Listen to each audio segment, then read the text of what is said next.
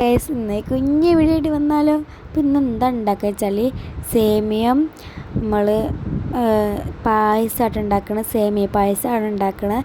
അപ്പോൾ ആവശ്യ സാധനങ്ങൾ എന്തൊക്കെ വെച്ചാൽ പാല്, പിന്നെ നമ്മൾ അതിന് മറ്റേ ഇതുണ്ടാവില്ലേ സേമിയം, പിന്നെ അണ്ടിപ്പരിപ്പ്, ഏലക്കായ, മുന്തിരി, പിന്നെ പഞ്ചസാര, അങ്ങനത്തെ സാധനങ്ങളൊക്കെ വേണം.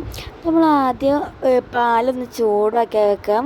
അതിലേക്ക് തുള്ളി വെള്ളം ഒഴിക്കാം. നിങ്ങൾക്ക് ആവശ്യത്തിന് വെള്ളം ഒഴിക്കാം, നിങ്ങൾക്ക് വെള്ളം ഒഴിക്കണം കേട്ടോ.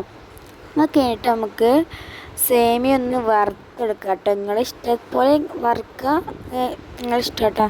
ഇതാദ്യമായിട്ട് കാണെങ്കിൽ ലൈക്കും സബ്സ്ക്രൈബൊക്കെ ചെയ്യാൻ മറക്കല്, സപ്പോർട്ട് ചെയ്തിട്ട് നിങ്ങൾ. അപ്പം അതിൽ നമ്മൾ ഇന്ന് നോമ്പ് 8 എല്ലാവർക്കും കൂടെ നോമ്പുള്ളതുകൊണ്ട് ഇന്ന് കുഞ്ഞു വിഷയമായിട്ട് ഞാൻ വന്നതുകൊണ്ടാണ്.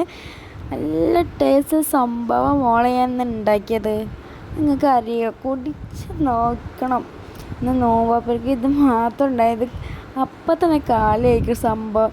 എന്നിട്ടൊക്കെ കുറേ ആൾക്ക് ചോദിച്ചത് ഇനി ഉണ്ടാ പക്ഷേ കുറച്ചുള്ളത് കൊണ്ട് ഇത്രയ്ക്ക് ഉണ്ടായതുള്ളൂ. അത് കഴിഞ്ഞിട്ട് നമുക്ക് അതിൽ 3 ടീസ്പൂൺ പഞ്ചസാര ഇട്ട് കൊടുത്താൽ നിങ്ങൾക്ക് ആവശ്യത്തിന് പഞ്ചസാര ഇടാം. അത് കേട്ട് കഴിഞ്ഞാൽ ഏലക്കായ, നിങ്ങൾക്ക് ഇഷ്ടംപോലെ ഏലക്കായ ചതക്കാതെ ഇടാം കേട്ടോ. ഞാനിവിടെ ചതക്കാതെ 2 ഏലക്കായ ഇട്ട് കഴിഞ്ഞിട്ട് നമ്മൾ വറുത്തെടുത്ത സേമിയ ഇട്ട് കൊടുക്കുക. നല്ല പാലുണ്ടെങ്കിൽ കുറച്ച് സേമിയ ഇട്ടാൽ അല്ലെങ്കിൽ പോണ്ടി മോളെ നമ്മളെ പായസം കൊളായെന്ന് പറയാം.